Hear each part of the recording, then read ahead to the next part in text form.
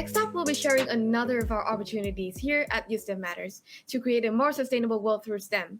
We're joined by three members of the USTEM Matters volunteer team, Lauren Cheng, Isabel Johnson, and Alfie Davis, who are going to share how you can get involved by submitting a STEM project to be published in the journal. Also, we'll hopefully be able to answer some of your questions at the end, so please do add any questions you have into the chat. First up, we have Lauren. Lauren is a physical sciences reviewer at USDEM Matters. She is a high school student in Hong Kong.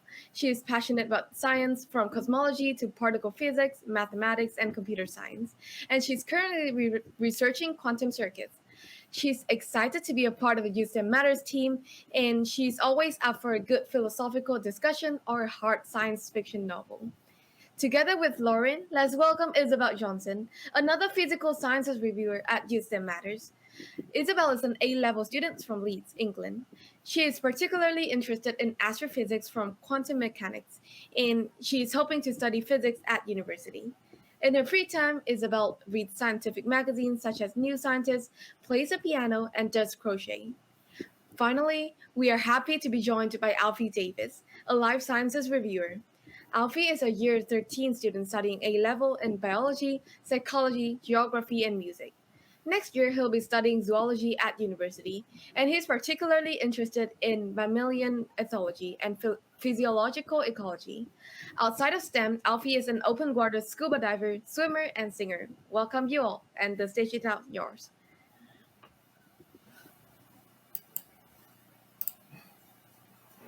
Hi everyone, so I'm going to start the presentation.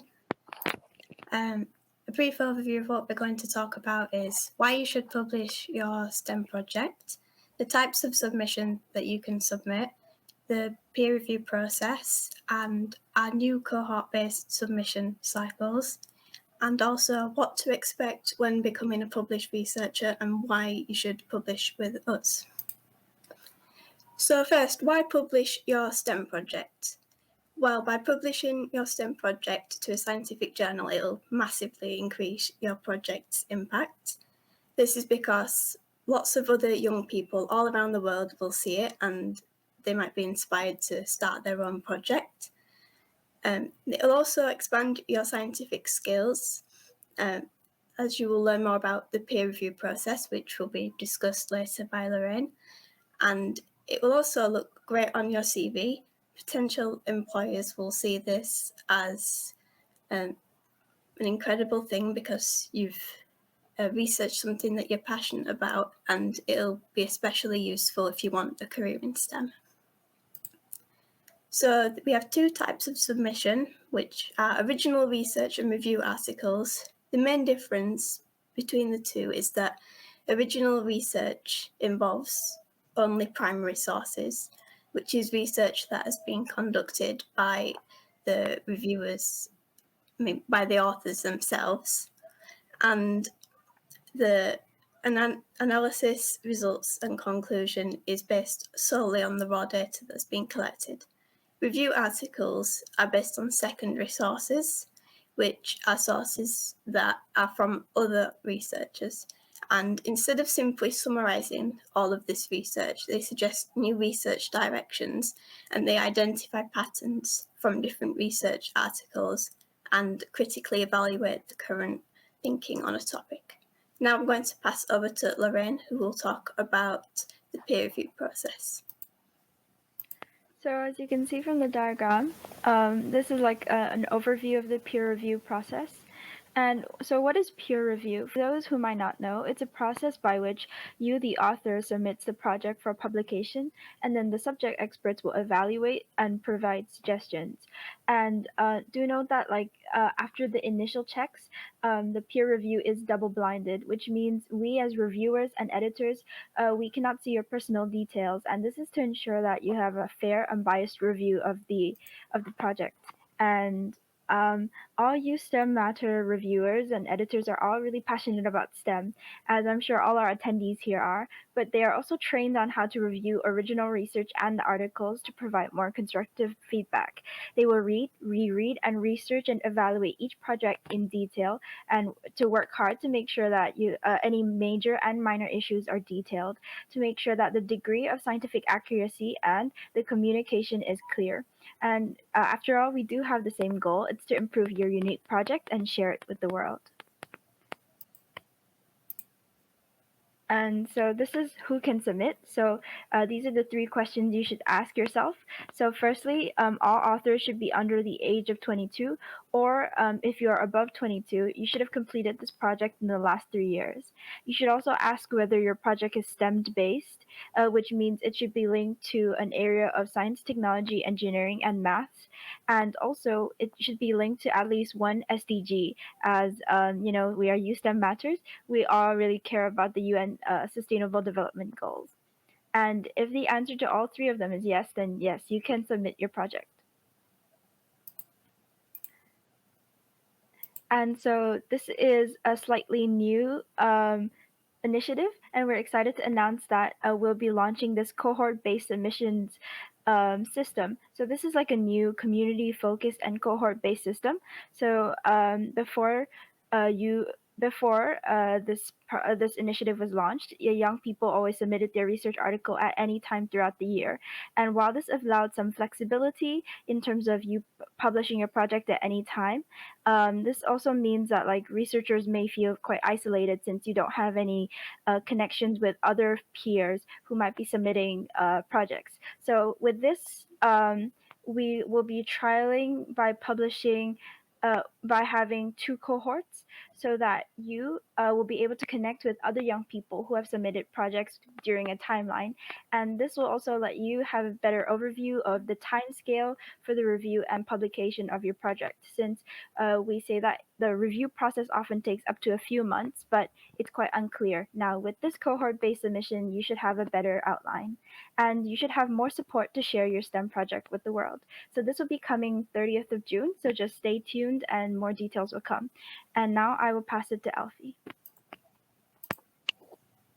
So what can you expect from the process of submitting your article to Youth STEM Matters? Well, first of all, you'll gain valuable feedback on your project from our excellent volunteer team that will keep you in touch all the way throughout the process and give you some really key feedback that can allow you to grow and develop your scientific communication skills. You can work hard to develop your project further and take it to the next level. And most authors will have the chance to make revisions on their article, which then means that our brilliant volunteer team will be able to provide you feedback and improve your article for then to be submitted afterwards to the journal. And there's lots of help and support along the way from our team. We'll keep you in constant communication, and our brilliant feedback will enable you to develop your skills and your scientific communication in your project even further. So why should you publish with us at Youth STEM Matters? Well, you can increase your project's real-world impact by reaching a global audience and people with like-minded interests in youth STEM. You can showcase your STEM research, whether that's your review article or original research, to a global audience. You can enhance your CV as a published author. You can join our community of youth change makers with like-minded people in youth STEM.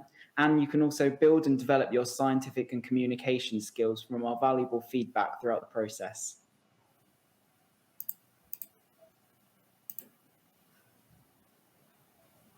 Thank you for listening to this presentation. If you have any questions, please put them in the comments. Thank you, team. That was such an informative session, and I'm sure many people are looking forward to be able to submit their own project and being featured in the journal. If you guys have any questions about submitting a project or the journal in general, please send in your questions, and our team members are more than happy to answer that.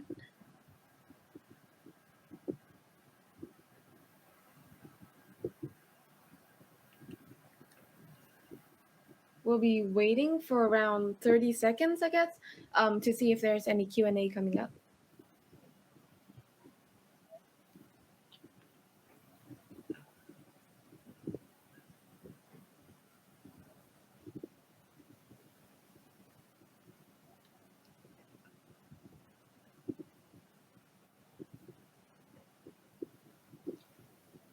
So we have a question, which is, what's an interesting project you've reviewed?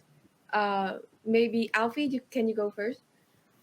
Yeah, so a interesting project I reviewed was some original research on the effects of agrochemicals for a specific marine organism, because that's one of my personal interests is sort of animal behavior. Sorry, and it was really interesting to read the original research that someone in Youth STEM had completed, and it was really insightful and gave me a real insight to a different area of animal biology and animal behavior that I hadn't really considered before. So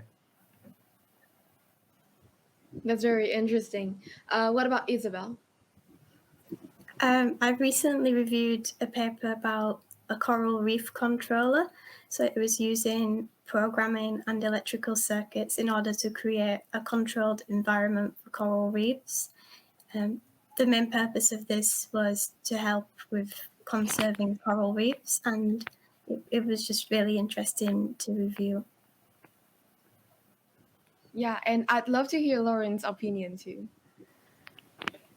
Sure. I reviewed a paper that used IoT sensors that were attached to their chair, and they used that to track the patient's progress in terms of recovery. And it was really, really interesting about how they use like automated systems and just using commercial sensors, and they assembled it, and then they even took photographs of their setup. So it was really insightful. Yeah, and we have a second question from Anne, which is, how can you make a topic unique and write about it? So if any of you have an answer to this, please unmute and give us the answer. I think that in order to make a topic as unique as possible, it's really important to do as much research around it as possible and try and find some gaps in existing knowledge that you could perhaps build on and do some research into yourself.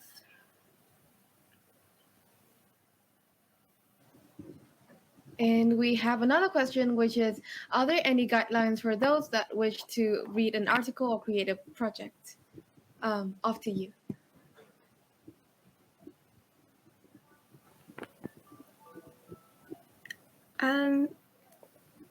As to whether there's any guidelines for reading it, I'm not sure, but for the submissions, there's some ethical guidelines that are available on the website if you'd like to look into that. and we also have like author guidelines as well that will be provided to you throughout the process, and they're on our website as well.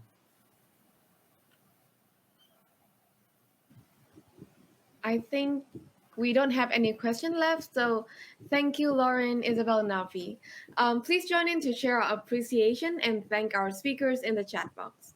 As a copy editor myself, I'm super excited to receive your future submissions, so please send us your project, research, or any kind of article. So being a part of the Research Conference Day team has been such an amazing experience. I'm super happy to be talking to all of you today and listening to our amazing speakers' speeches. I'll pass it over to Louis Cannon, who will be introducing our final few speakers.